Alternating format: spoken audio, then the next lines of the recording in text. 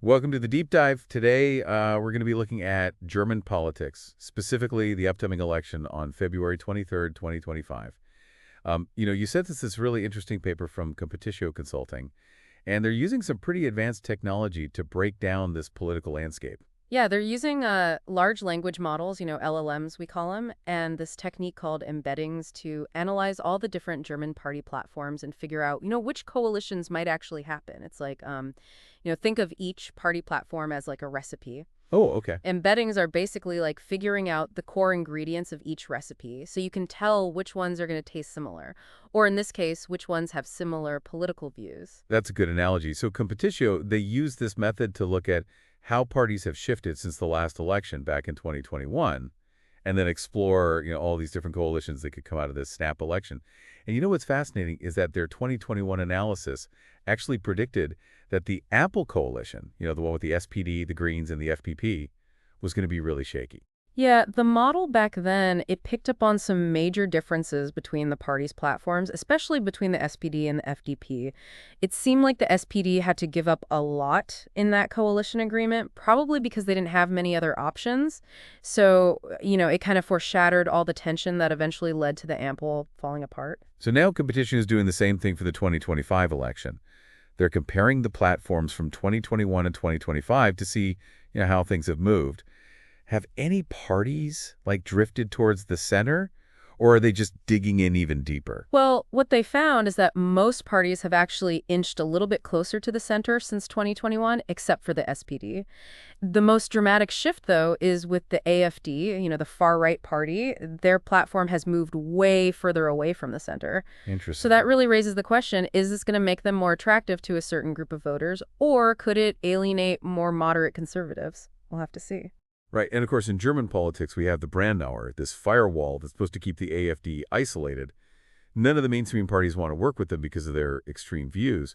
So could this shift in the AfD's platform actually change that, make them more acceptable in a coalition? Well, Competitio's analysis shows that, yeah, depending on how the votes actually fall, a coalition with the AfD could become, mathematically possible.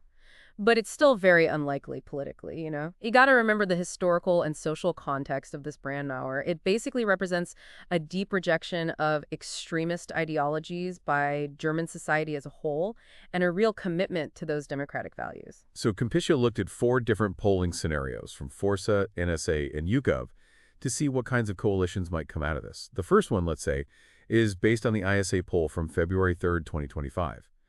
This poll basically suggests that there are two-party coalitions that could get a majority in the Bundestag. One is a coalition between the CDU-CSU, that's the center-right bloc, and the AfD. The other is a coalition between the CDU-CSU and the SPD. Right, but given the Brandmauer, the CDU-CSU teaming up with the AfD, that just doesn't seem realistic. The CDU-CSU, they've repeatedly said they won't cooperate with the AfD in any way. So that leaves us with the second option, the CDU-CSU and the SPD, what we call a grand coalition. But even then, this NSA poll shows that they'd only have a very slim majority, which, could easily lead to more instability. The poll also suggests that maybe there could be a three-party coalition between the CDU-CSU, the Greens, and this brand new party called the BSW. The BSW, tell me more about them. So the BSW, or Bundesstaat für Soziale Wirtschaft, they pop up in 2024, and they're presenting themselves as this centrist party. They're all about social market economy principles. And when you look at the analysis of their platform, it puts them right smack in the middle of the ideological spectrum, which could make them a pretty flexible coalition partner. So a CDU-CSU Greens BSW coalition, that would be unusual, to say the least. What's Competitio's take on whether that could actually happen? Well, the paper points out that, yeah, this coalition could get a solid majority in the Bundestag, no problem. But they also say that because the CDU-CSU and the Greens are ideologically kind of far apart, it could become unstable. Both parties would have to compromise a lot, especially when it comes to environmental policies and how the economy is regulated. Okay, so that's one scenario. What about the second one? The second one comes from the Forza poll, which was done on February 4th, 2025. And this one tells a different story. Here, both the FDP and the BSW, they don't even get the 5% they need to get into the Bundestag, so that really narrows down the options for coalitions. According to Forza, the only one that would work is a grand coalition between the CDU, CSU, and the SPD. But unlike the first scenario, this time they'd have a much bigger majority, which, could make things a little more stable. All right, so 2 scenarios down, 2 to go. What does YouGov have to say? The YouGov poll was done on February 5th, 2025, and it throws another wrench into the works. In this one, both the BSW and the Left Party managed to squeak into the Bundestag. So now you've got a much more fragmented political landscape, which opens up a bunch of theoretical three-party coalitions that could get a majority. But a lot of them are going to face some serious obstacles because the parties are just too different ideologically. For example, you could have a coalition between the CDU-CSU, the SPD, and the Greens. And on paper it works, but in reality it would be a nice way to negotiate and keep together because they have such contrasting views on economics and social issues. Okay, so let's move on to that last polling scenario from NSA. Right, this one's from January 20th, 2025, so it's a little older than the others, but it's really interesting. In this scenario, both the FDP and the BSW make it into the Bundestag, but the way the seats are distributed, the only two-party coalition that could get a majority would be the CDU-CSU with the AfD. And again, because of the Brandmauer, that's highly unlikely. So this scenario really highlights the possibility of a total political gridlock if nobody can agree on anything. You could theoretically have three-party coalitions, like a Jamaica coalition with the CDU-CSU, Greens, and FDP, or a Germany coalition with the CDU, CSU, SPD, and FDP. But they'd face huge ideological hurdles, especially on stuff like immigration, climate change, and how the government spends money. So this NSA poll is painting a picture where forming a stable government could be incredibly difficult, potentially putting a lot of strain on that Brandmauer that's kept the AfD out of power so far. Exactly. It's going to be interesting to see how it all plays out. One thing Comtriccio's analysis really makes clear is that this election isn't just about which parties get the most votes. It's also about, how those seats are distributed and how all those different ideological positions kind of like interact with each other. That's what's going to determine which coalitions can actually work, both mathematically and politically. Yeah, and it's fascinating to see how they're using these, LLMs and embeddings to shine a light on this whole puzzle. It's like a totally new way of taking at things.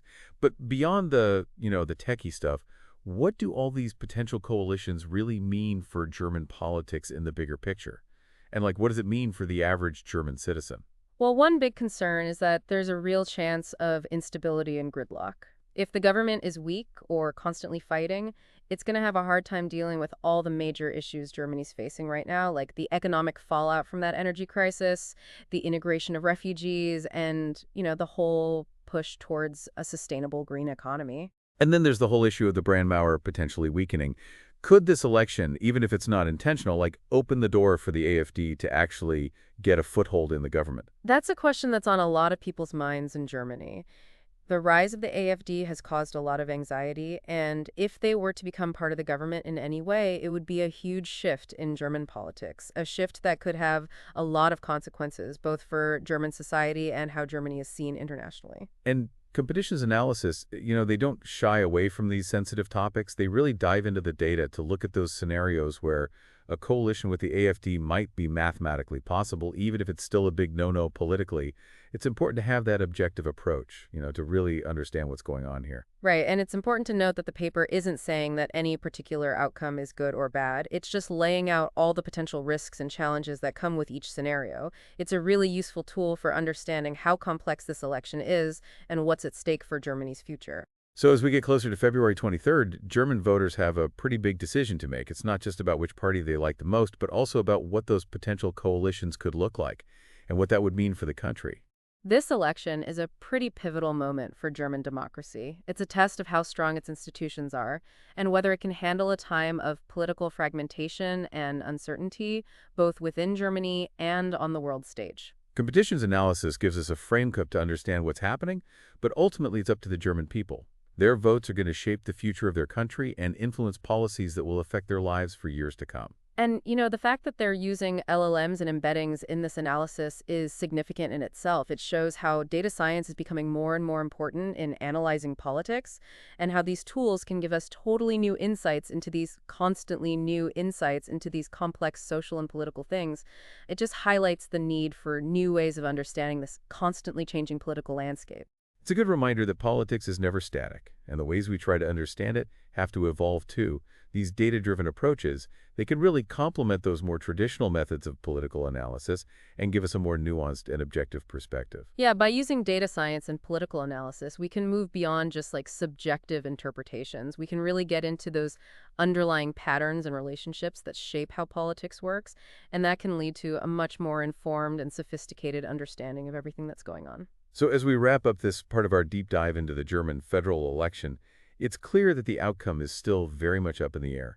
There's a lot of room for surprises, and the stakes are incredibly high, not just for Germany, but for its role in Europe as a whole. Absolutely. These next few days leading up to the election are going to be crucial as voters make those final decisions and the country prepares for what's shaping up to be a historic election.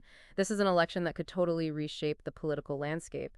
And, the choices that German voters make, they're going to have ripple effects, not just within Germany, but across Europe and maybe even on the global stage. So, we've talked about a lot of different scenarios today, but it's important to remember that these are just possibilities, not predictions. In the end, it's the German voters who are going to decide what happens. And that brings us to, I think, a really important question for our listeners. If you were a German voter and you knew all this stuff we've been talking about, where the parties stand, what the potential coalitions are, all the challenges Germany's facing, how would you vote and why? Yeah, it's a question that really makes you step back and think. It's not just about watching reality in politics, but actually engaging with it. Thinking about the different choices and what's really important to you as a citizen. It reminds us that our votes, they aren't just some abstract thing. They have real consequences. They shape the future of our communities, our countries, even the world. So as we wrap up this deep dive into the German federal election, I think that's a good question to leave everyone with. Think about what we've discussed and maybe try to come up with your own perspective, an informed one. The future of German politics, and really the future of Europe, it all comes down to the choices that are going to be made in the next few days. We'll definitely be watching closely, and we hope you will too. This deep dive into German politics has really shown us just how complex and unpredictable this election is. And while these advanced analytical tools like LLMs and embeddings give us a new way to look at things, ultimately, the decision rests with the German people. Their choices will determine not only the future of their own country, but also have an impact across Europe and beyond. Thanks for joining us on this journey.